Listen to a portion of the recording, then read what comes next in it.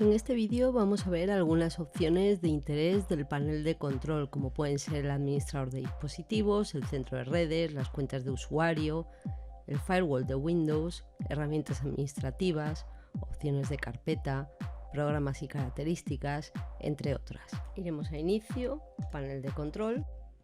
Aquí tenemos muchas características de configuración del equipo, como por ejemplo vamos a empezar por el administrador de dispositivos. En el administrador de dispositivos podemos visualizar todo el hardware que tenemos instalado. Si vamos desplegando cada uno de los apartados, por ejemplo en el adaptador de pantalla, pues veríamos la pantalla que tenemos, adaptadores de red, las tarjetas de red y así con todos. Por ejemplo, vamos a ver el procesador y podemos ver exactamente el procesador que tenemos. Podemos hacer sobre uno de los dispositivos botón derecho y, por ejemplo, deshabilitarlo si no queremos que funcione. También, si estuviera deshabilitado, como en este caso voy a deshabilitar la tarjeta de red, le decimos que sí, dejaríamos de tener red, obviamente,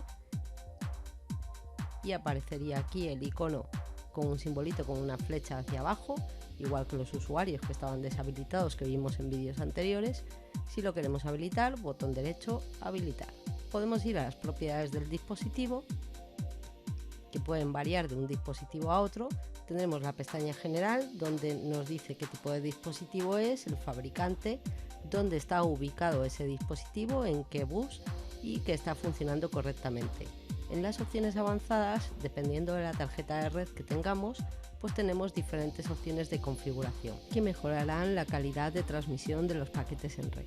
En la ficha del controlador podríamos actualizar el controlador, lo que pasa que esto lo hace desde la base de datos que tiene Microsoft, que para mí no es muy fiable. Yo prefiero hacerlo desde la propia web del fabricante, que es mucho más fiable y más actualizada. Si vamos a detalles del controlador, pues podemos ver la versión exacta del controlador que tenemos por si necesitamos actualizarla. Desde aquí también podríamos deshabilitar el dispositivo o desinstalar este driver. Si vamos a detalle, aquí podemos ver algunas propiedades del dispositivo, entre ellas el ID del hardware, que nos indica exactamente qué marca y modelo de hardware tenemos en esta tarjeta de red. Bueno, estoy segura que habrás pensado que lo de exactamente saber el hardware que tengo es un poco relativo con esos numeritos raros que salen ahí, pero si vamos a páginas como por ejemplo devid.info, por aquí podemos poner ese ID del hardware y buscarlo y nos daría exactamente el dispositivo que tenemos. Esto nos puede ayudar para buscar los controladores que necesitamos cuando no conocemos el hardware que tenemos realmente. Para que veas un ejemplo y que no es tan relativo lo que he dicho, ¿vale? Pues entonces si vamos a este adaptador de red, que en este caso sí sabemos cuál es porque está instalado, pero si no lo supiéramos y apareciera ahí con un warning, podría ir a sus propiedades, a detalles, copiarme este valor, cualquiera de ellos, ¿vale?, del ID del hardware. En la propiedad es lo que tiene que estar seleccionado. Cerramos esto y pegamos aquí el ID, le damos a buscar y aquí nos aparecería la tarjeta de red que tenemos instalada y podríamos descargar también el driver. En la pestaña de recursos vemos los recursos que está utilizando, por ejemplo de memoria, los intervalos de memoria que se están usando, los intervalos de entradas y salidas, las IRQ o peticiones no al procesador, y en administración de energía pues tenemos algunas opciones para el ahorro de energía. Dependiendo del dispositivo que escoja, por ejemplo ahora el procesador, ¿vale?, pues estas pestañas pueden variar. En el procesador solamente tengo la descripción del tipo de dispositivo, el controlador y en detalles las propiedades del dispositivo, por ejemplo el ID del hardware, igual que hemos visto antes. Si vamos a la opción de equipo, pues podemos ver que tenemos un equipo de 64 bits. Aquí todos los drivers están instalados correctamente. Si alguno no estuviera instalado correctamente, aparecería con un icono de warning indicando que el driver no está correctamente instalado. Como en Windows podemos hacer las mismas cosas desde muchos sitios diferentes, pues el icono que tenemos aquí al lado en el panel de control es el de agregar hardware. Esto nos abrirá un asistente donde podemos buscar y añadir el nuevo hardware, ¿vale? Buscar e instalar el hardware automáticamente, instalar el hardware seleccionado manualmente de una lista, ¿vale? Lo voy a escoger así, por ejemplo, y aquí le diríamos qué hardware queremos instalar, por ejemplo el adaptador de red, Si tenemos un disco de instalación podríamos usar el disco, si no le daríamos a siguiente y entonces lo que haría sería instalar el hardware de la base de datos de Microsoft. Y como veis dice, este dispositivo no funciona correctamente porque Windows no puede cargar los controladores requeridos para dicho dispositivo, que es lo que suele pasar. Insisto, yo para instalar prefiero ir a la página del fabricante, descargarme el driver y simplemente hacer doble clic en el ejecutable e instalar el driver. Bien, otra opción interesante es el centro de redes y recursos compartidos. Si hacemos doble clic aquí, pues veremos entre otras cosas que no tengo conexión a internet porque estoy con una máquina virtual en una red interna. Desde aquí podríamos ver el estado de la conexión de área local, sus detalles, es decir, su configuración. En este caso tiene una dirección IP de APIPA, asignada de forma automática por el sistema operativo de Microsoft cuando no encontramos una red o el servidor de DHCP no nos proporciona una dirección. Podemos ir a las propiedades y hacer de forma manual o por DHCP la conexión de protocolo de internet versión 4. En este caso la dirección está puesta para obtener una dirección IP de forma automática, pero yo puedo configurarla de forma estática. Por ejemplo, vamos a poner esta dirección de clase C con su máscara de red natural, la puerta de enlace si me fuera a conectar a internet, en este caso no. Y como esto es un servidor y además va a ser también un servidor DNS, pues aquí ponemos la misma dirección IP para que los equipos puedan apuntar al servidor y resuelvan los nombres de dominio en direcciones IP. Y aquí, pues por poner algo, podría poner la dirección de loopback o si fuera a tener conexión a internet, pues una dirección IP del proveedor de servicios de internet de DNS, como por ejemplo la de Google 8.8.8.8. Vale, vamos a aceptar y ya tendríamos configurada nuestra dirección IP y nuevamente a aceptar. Desde aquí podríamos también diagnosticar problemas con la red.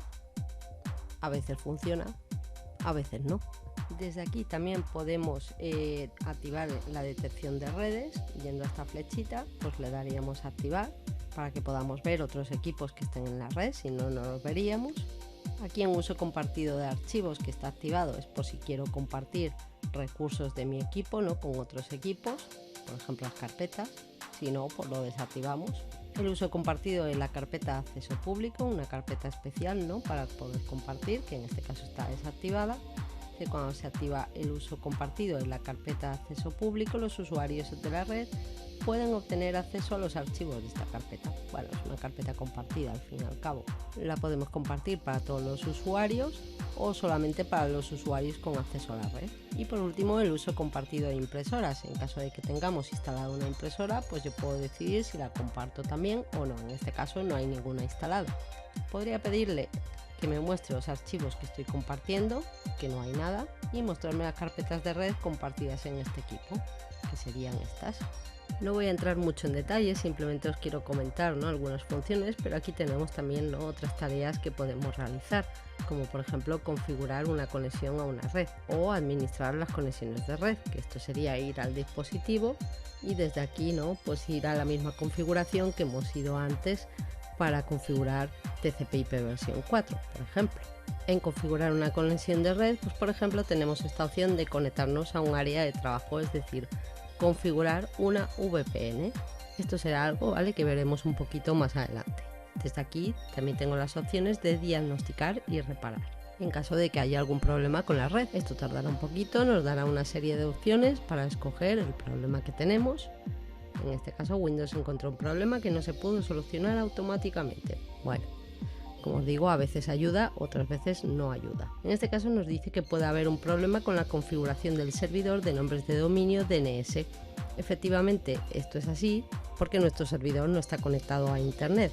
Aunque nosotros veamos aquí el icono de red funcionando, está en una red interna. Si vamos a máquina, configuración, puesto que esto es una máquina virtual, ¿vale?, y le damos a red, estamos en una red interna, así que no tenemos salida a internet, ¿vale? Y nos dice aquí error de Windows al buscar el host conocido como www.microsoft.com con DNS. Cancelamos, volvemos al panel de control y aquí tenemos una opción que es cifrado de unidad con BitLocker, que nos serviría para cifrar toda la unidad de disco para mantener nuestros datos a salvo, ¿no?, en caso de que nos roben, por ejemplo, el portátil, pues que no se pueda acceder a la información que tenemos dentro. En este caso, como esto es una máquina virtual y además además el funcionamiento de BitLocker requiere que tengamos en la placa base un chip TPM y en este caso pues no lo hay, pues no nos dará esta opción. Está instalada pero no aparece. Es posible que no os aparezca este icono porque es una característica que tenemos que instalar, por defecto no está instalada. Bien, para que lo podáis ver en este panel de control que es de Windows 10 de una versión Pro, ¿vale? Pues aquí sí tenemos el cifrado de BitLocker, que en estas versiones pues ya está instalado por defecto, no como en el servidor que tenemos que instalarlo. Si vamos a cifrado de unidad, ¿vale? Pues podría ver las unidades que tengo, en este caso son particiones, y activar el BitLocker para esas unidades. Aunque como os digo, este portátil no tiene TPM y por tanto no podríamos avanzar a no ser que establezcamos esta directiva: permitir BitLocker sin un TPM compatible y requerir autenticación adicional al iniciar para los volúmenes del sistema operativo.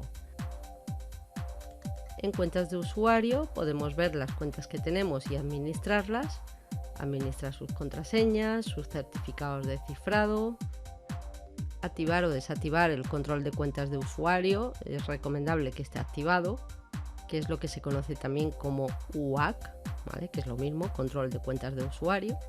Podemos administrar cuentas de usuario, agregarlas desde aquí, poner el nombre de usuario, el dominio, o quitar una cuenta de usuario también. En este caso, esta que está seleccionada, el administrador, pues podemos ver también en las propiedades, ¿no?, si es un usuario administrador o si le queremos cambiar el rol a usuario estándar. Aquí en las opciones avanzadas tenemos algo parecido a un gestor de contraseñas, donde podemos dar al botón de administrar contraseñas y agregar aquí contraseñas. Desde esta opción de configurar las propiedades avanzadas de perfil de usuario, si vamos a hacer clic aquí para crear cuentas de usuario, apareceremos en la ventana de usuarios y equipos de directorio activo, donde hemos creado anteriormente usuarios. Y la forma de crear el usuario sería botón derecho, nuevo usuario, como ya hemos visto en un vídeo anterior. Tendremos la fecha y hora, que es importante de cara a que los servidores se repliquen correctamente. Aquí podríamos cambiarla y aquí también podríamos cambiar la zona horaria de entre todas las que tenemos aquí para seleccionar en función de dónde estemos. El firewall y las herramientas administrativas las vamos a ver en vídeos aparte. Siguiente opción, ¿vale?, sería informes de problemas y soluciones. Si tuviéramos algún problema en el equipo, pues aparecerían aquí la información acerca de los problemas y soluciones, ¿no?, a la hora de resolver estos problemas. Aquí en el panel de control de Windows 10 aparecería como solución de problemas, y en este caso pues si vemos algún problema que tenemos. Vemos aquí, por ejemplo, solucionar problemas con la grabación de audio, solucionar problemas con la reproducción de audio, mejorar el uso de energía, ¿vale? Entonces, por ejemplo, si pinchamos aquí, nos aparecería este asistente para buscar y corregir los problemas que tenemos con la energía en este caso. Nos dice que podemos establecer un plan de energía más eficiente, que si cambiamos el plan de energía a una configuración más eficiente es posible que el equipo entre en suspensión después de un periodo de inactividad y pueda ayudar a reducir el consumo de energía y prolongar así la duración de la batería. Como yo no quiero que esto ocurra, pues voy a omitir esta corrección, ¿vale? Pero si no, aplicaríamos la corrección y se solucionaría de forma automática, ¿vale? Nos dice que no está corregido, pues perfecto, cerramos o bien aquí o bien aquí. A veces podemos encontrar problemas con la red, ¿no?, de falta de conexión, y los podemos solucionar desde este apartado también. Bueno, siguiente opción interesante serían las opciones de internet. Desde opciones de internet, ¿vale?, yo puedo, por ejemplo, eliminar el historial de exploración, es decir, todas las páginas web visitadas, ¿no?, el historial de páginas web visitadas, archivos temporales, contraseñas, información que haya rellenado un formulario, por ejemplo, ¿vale?, pues para que no se almacene en este equipo, y además que puede ser información sensible, con lo cual es recomendable, ¿no?, borrar el historial. En la pestaña de seguridad podemos establecer diferentes niveles de seguridad a la hora de visitar páginas web. Por ejemplo, lo normal sería en el servidor que estuviese en alto predeterminado, en sistemas operativos normales como el Windows 10, por ejemplo, ¿vale? Pues tenemos diferentes niveles, tanto para Internet como para la intranet, ¿vale? Que en este caso si vemos aquí los niveles, que básicamente van a hacer una serie de restricciones, ¿no? También tendría aquí sitios de confianza y sitios restringidos, ¿vale? Estableciendo aquí según el nivel, ¿vale? Pues las respectivas restricciones. También puedo configurar el nivel de privacidad, impedir que aparezcan ventanas de tipo pop-up, ¿no? O elementos emergentes, activando el bloqueador de elementos emergentes, y aquí puedo añadir una serie de excepciones para que no ocurra con determinadas páginas que yo necesite que aparezcan esos pop-ups. Simplemente pondríamos aquí la dirección web y le daríamos a agregar y se añadiría a la lista de sitios permitidos. En contenido, bueno, tenemos un asesor de contenido, dice las clasificaciones le ayudan a controlar el tipo de contenido de internet que se puede ver con este equipo. Entonces aquí, ¿vale? Pues podríamos marcar cosas que no queramos que se vean, ¿no? Como un control parental, algo así. Sitios aprobados que podemos visitar. Aquí tendríamos también los certificados que estén instalados en mi equipo, diferentes tipos de certificados personales, de otras personas, de entidades de certificación intermedias, ¿no? Que estos certificados normalmente los suelen instalar las propias aplicaciones. Por ejemplo, ¿vale? Pues si entramos a uno de ellos, hacemos doble clic, podemos ver la información del certificado. Este nos dice que ha expirado y que no es válido todavía, por quién ha sido emitido este certificado, normalmente una autoridad de certificación, el tipo de certificado que es de clase 3, desde cuándo hasta cuándo es válido, con lo cual este ya está obsoleto. Aquí tendríamos las propiedades de un certificado de tipo X509 versión 3, como vemos aquí, la versión, su número de series, sus algoritmos, ¿vale? Su periodo de validez, cuál es la clave pública, en formato RSA de 1024 bits, por ejemplo, bueno, y el hash, ¿no? O huella digital de este certificado. Un certificado me va a permitir garantizar dentro de la tríada CIA la confidencialidad y la integridad de los datos. Podríamos ver también cuál es la ruta de certificación, ¿no? Y aquí tenemos como dos autoridades, ¿no? La principal, el CA, ¿no? Que es la autoridad de certificación primaria, y luego digamos como una delegación de esta. Estos certificados que ya no tienen validez, ¿no? Porque como hemos visto aquí, el periodo de validez ha expirado, normalmente estarán en una lista o en un servidor que se llama CRL, que es un servidor que contiene una lista de certificados revocados, por la razón que sea, en este caso porque han expirado. Bueno, vamos a cancelar esto. Otra opción interesante aquí sería la pestaña de conexiones. Si vamos aquí a configuración de la LAN, pues aquí por ejemplo podemos configurar si vamos a utilizar un proxy, la dirección del proxy y el puerto a través del cual sale este proxy. Si no usamos el proxy, ¿vale? Pues desmarcaríamos esta opción que muchas veces va a imposibilitar que nos conectemos a internet. Vale, yo lo voy a dejar porque luego más adelante vamos a instalar un proxy y así pues ya lo tengo configurado. A aceptar y cancelar. Aquí en opciones avanzadas pues tenemos algunas configuraciones que nos pueden resolver algún problema o que pueden ser interesantes, ¿vale? Por ejemplo aquí qué versión de HTTP vamos a usar, ¿no? Si queremos usar la versión 1.1 y si también lo vamos a hacer en las conexiones proxy, por ejemplo. Aquí un poquito más abajo, ¿vale? Bueno, por aquí tenemos estas opciones también relacionadas con los scripts, con errores de scripts, pero aquí un poquito más abajo tenemos alguna interesante, como por ejemplo esta, ¿no? Usar SSL 2.0, usar SSL 3.0 y usar TLS 1.0.